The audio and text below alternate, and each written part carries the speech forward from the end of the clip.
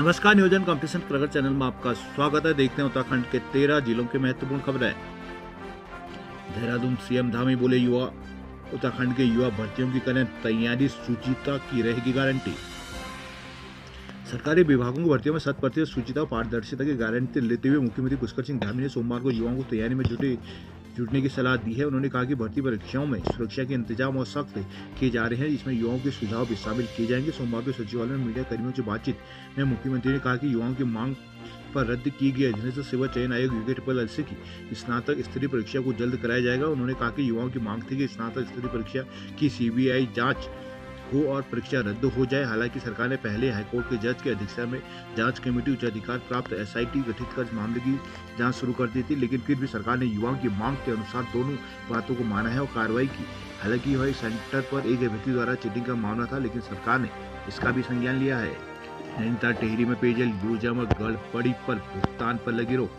High court ने जल जीवन मिशन योजना के तहत टेहरी जिले के प्रतापनगर तहसील के 23 गाँव में पेयजल लाइनों में गड़बड़ी और गबन मामले में ठेकेदार का भुगतान रोकने के आदेश दिए हैं। साथ ही राज्य सरकार और उत्तराखंड पेयजल निगम को हलफनामा पेश करने को कहा है। बहनोटा गांव के पूर्व प्रधान दिनेशचंद जोशी की जनहित याचिका पर सोमवार को मुख्य न्यायाधीश न्यायमूर्ति जी नरेंद्र, न्यायमूर्ति सुभाष उपाध्याय की खंडपीठ ने सुनवाई की। आरोप है कि हर घर नल हर घर जल योजना के तहत आम काम मानकों के विपरीत किए गए। वही पाइपलाइन खुली में डाली गई, जबकि कुछ में अपेक्षाकृत कम गहरी थी। अधिकांश अभियंताओं ने भी भेलुटा, देवल, खेतगांव और कुलगाड़ सहित कई गांवों में गड़बड़ियों की पुष्टि की है। सरकार की ओर से कहा गया है कि जिन गांवों में मानक के अनुरूप कार्य नहीं हुआ है वहां भुगतान रोक दिया जाएगा। अगली सुनवाई 1 दिसंबर को होगी। उत्तराखंड में थीम आधारित टाउनशिप का होगा विकास।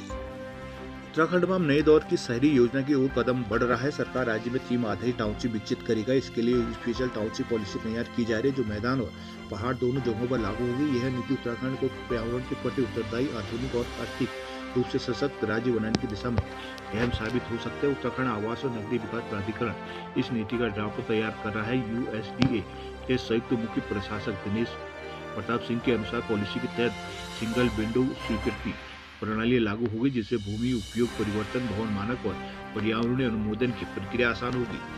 श्रीनगर में चल रहे सहकारिता मेले में पहुंचे मुख्यमंत्री धामी स्थानीय उत्पादों को राष्ट्रीय बाजार से जोड़ें। मुख्यमंत्री पुष्कर सिंह धामी ने कहा है कि सहकारिता केवल एक आर्थिक मॉडल नहीं बल्कि सामाजिक एकता और आत्मनिर्भरता का सशक्त माध्यम है। सीएम धामी ने स्थानीय उत्पादों को प्रोत्साहन देने, उन्हें बाजार से जोड़ने के प्रयासों के लिए काश्तकारों एवं स्वयं सहायता समूह की सराहना की है। कहा कि मेला महिलाओं और स्वयं सहायता समूह को उनके उत्पादों को एक व्यापक मंच उपलब्ध कराएगा। सोमवार को श्रीनगर के आवास विकास मैदान में आयोजित 9 दिवसीय सहकारिता मेले के 7वें दिन में बतौर मुख्य अतिथि पहुंचे। कार्यक्रम की शुरुआत स्कूली बच्चों की सांस्कृतिक प्रस्तुतियों और बैंड की मधुर धुनों से हुई। मुख्यमंत्री ने कहा कि मेला स्थल पर विभिन्न विभागों स्वयं सहायता समूह द्वारा लगाए गए स्टॉलों का निरीक्षण किया। सीएम ने बताया कि राज्य की 671 सहकारी समितियों का कंप्यूटरीकरण किया जा चुका है, जिसमें से कई को जन औषधि केंद्र और CSC के रूप में विकसित किया जाएगा। 5,511 समितियों में से 3,838 समितियों के अभिलेख राष्ट्रीय पोर्टल पर भी अपलोड हो चुके हैं। उत्तरकाशी में एक्सपायरी सामान बेचने पर हुई कार्रवाई।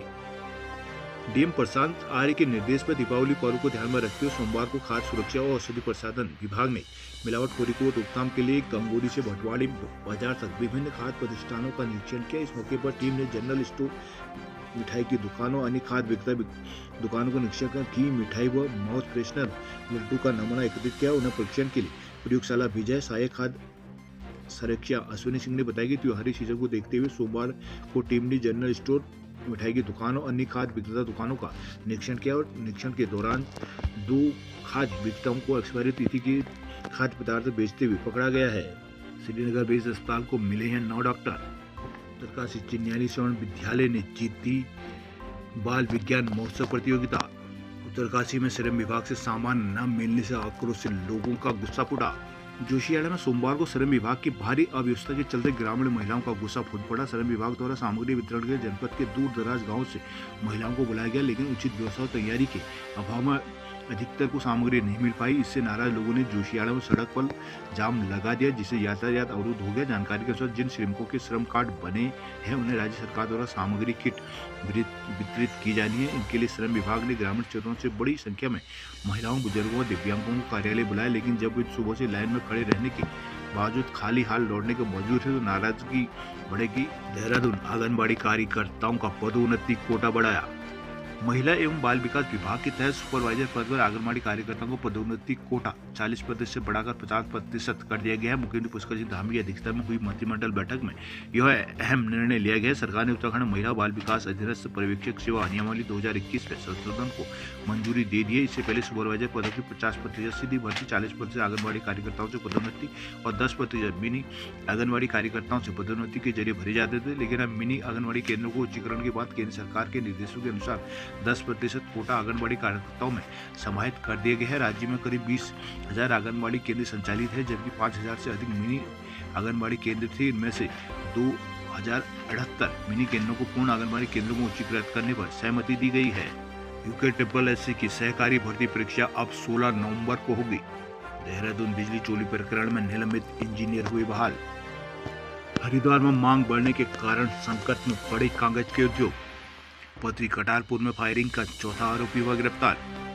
हरिद्वार बैंक के उपभोक्ताओं के लिए विशेष बिल 16 को। हरिद्वार पार्किंग के विवाद में ईई दफ्तर पर हुआ हंगामा। हरिद्वार CHE OPD नए भवन में हुआ शिफ्ट। राजधानी में 3 रूटों पर से दौड़ेगी सिटी बसें। सिटी बस सेवा मंगलवार से शुरू होगी। मुख्यमंत्री धामी सुबह 9:30 बजे सर्किट हाउस से बसों को हरी झंडी दिखाकर सेवा का शुभारंभ करेंगे। शुरुआती चरण में यह सेवा सिर्फ 3 रूटों तक सीमित रहेगी। किराया 10 से 45 रुपये तक रहेगा। 18 मार्च को हुई RTE की बैठक में फैसला हुआ था कि शहर में यूरो 6 मॉडल की नई बसें चलाई जाएंगी। 6 मुख्य रूटों पर 21 जुलाई से 89 सिटी बसें चलानी थी, लेकिन निजी ऑपरेटर 30-35 लाख रुपए की नई बस खरीदने को तैयार नहीं थे। ऐसे में परिवहन विभाग ने पुरानी अच्छी कंडीशन वाली बसों को अनुमति दी। अब तक केवल 12 निजी ऑपरेटरों ने ही परमिशन लिया है। मुख्यमंत्री मंगलवार सुबह 9 बजे 3 रूटों पर बस सेवा की शुरुआत करेंगे। पिथौरागढ़ राज्य स्तरीय विज्ञान संगोष्ठी में निर्मल रहे प्रथम। क्वांटम युग का आरंभ, संभावनाएं, चुनौतियां विषय पर राज्य स्तरीय विज्ञान संगोष्ठी का आयोजन हुआ था। 13 जिलों में प्रमुख पहुंचे प्रतिभागियों ने अपने क्वांटम विषय पर विचार प्रस्तुत किए। प्रतियोगिताओं में GIC जखंड टेरी गढ़वाल के निर्मल पवार ने पहला, अटल उत्कृष्ट GIC फुलचौड़ नैनीताल के शोभित दुर्गापाल ने दूसरा स्थान हासिल किया है। पिथौरागढ़ सौर वैली स्कूल की यशस्वी जोशी को प्रतियोगिता में तीसरा स्थान मिला है। सोमवार को द एशियन अकेडमी में राज्य स्तरीय विज्ञान संगोष्ठी का शुभारंभ हुआ। मेयर कल्पना देवलाल व LSM कैंपस के निदेशक डॉक्टर हेमचंद पांडे ने दीप जलाकर कार्यक्रम का शुभारंभ किया। पिथौरागढ़ में युवतियों के लिए रॉक क्लाइंबिंग प्रशिक्षण हुआ शुरू। लोहाघाट के खेरी खान में दीप महोत्सव का आगाज। धौला देवी में पीने के पानी से फैली बीमारी, स्वास्थ्य विभाग। अल्मोड़ा जिले के धौला देवी क्षेत्र में पीने के पानी के सैंपलों की रिपोर्ट आ गई है। पानी में कॉलीफॉर्म बैक्टीरिया पाया गया। स्वास्थ्य विभाग का दावा कि दूषित पानी के कारण बीमारी फैलने की आशंका है। ब्लॉक धौली ब्लॉक के कई गाँव में वायरल फीवर से लोग पीड़ित हैं। बुखार आने से लोग परेशान हैं। वहीं स्वास्थ्य विभाग के मुताबिक वायरल फीवर की चपेट में आने से कई लोगों की मौत हो चुकी है। वायरल फीवर फैलने से स्वास्थ्य विभाग की टीम की ओर से गांव में जाकर मरीजों का लगातार जांच की जा रही है। विभाग की ओर से पानी के सैंपल भी लिए गए। पानी के सैंपलों की रिपोर्ट सोमवार को आ गई है। पानी में क्लोरोफॉर्म बैक्टीरिया पाया गया है। स्वास्थ्य विभाग का कहना है कि इस बैक्टीरिया के कारण बुखार, डायरिया जैसी बीमारियां होती हैं। हो सकता है किसी कारण से क्षेत्र में बैक्टीरिया फैला हो। विज्ञान में कांग्रेस के BTC सदस्यों ने किया प्रशिक्षण का बहिष्कार। बागेश्वर में सहकारिता मेले का आगाज। चौखुटिया ऑपरेशन स्वास्थ्य आंदोलनकारियों ने खारिज किया विभाग का प्रस्ताव।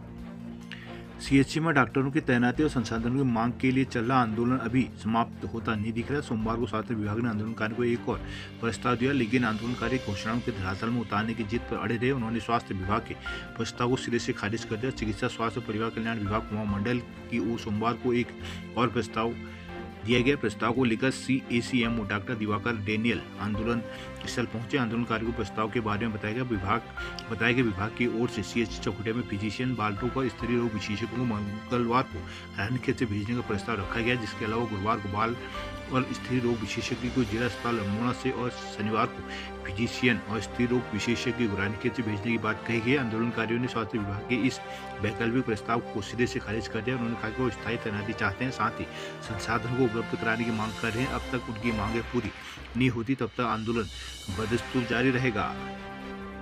चौखुटिया जन आक्रोश रैली को बांटी गई जिम्मेदारियां। गदर में PR 126 धान न खरीदने पर किसानों का विरोध प्रदर्शन। गदरपुर नई मंडी समिति में सोमवार को धान की PR 126 वैरायटी न खरीदने पर किसानों ने विरोध प्रदर्शन किया। इस मुद्दे पर किसानों के समर्थन में भारतीय किसान यूनियन ने भी विरोध किया है। सोमवार मंडी परिसर में 1 घंटे तक चली किसानों और राइस मिल के बीच वार्ता विफल रही। किसानों ने कहा कि गदरपुर राइस मिल एसोसिएशन के द्वारा धान वैरायटी 126 को तोल नहीं करती तब तक वह अपने फैसले पर अड़िग रहेंगे। IMO अशोक कुमार ने किसानों से वार्ता का तय किया कि मंगलवार सुबह 10 बजे राइस मिल के लोग पहुंचेंगे और निर्णय लिया जाएगा। यहाँ भारतीय किसान जिला प्रभारी जितेंद्र सिंह जीतू, प्रदेश अध्यक्ष आदि मौजूद रहे।